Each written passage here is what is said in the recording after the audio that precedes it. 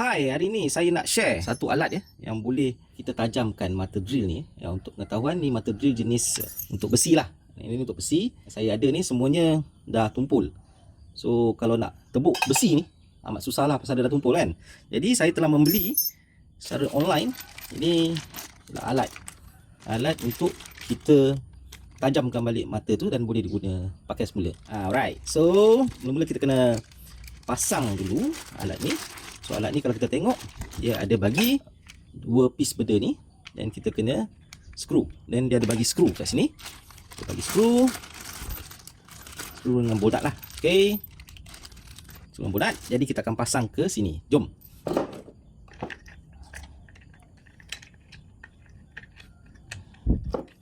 Kita buat pemasangan ini. So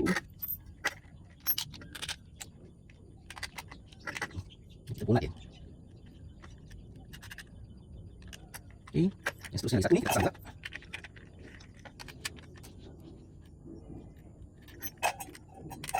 And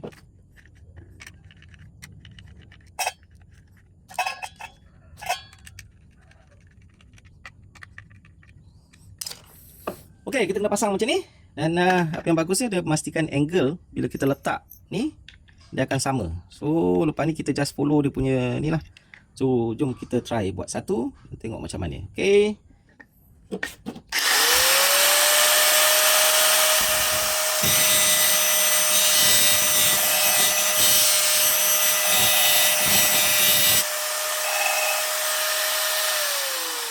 Okay. Kita dah adjust dan kita akan start drill. Kita test.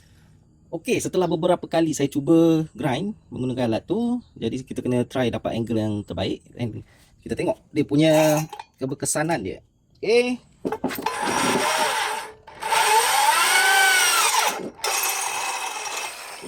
Nampak? Sangat mudah. Okay, itu sahaja daripada saya. Terima kasih.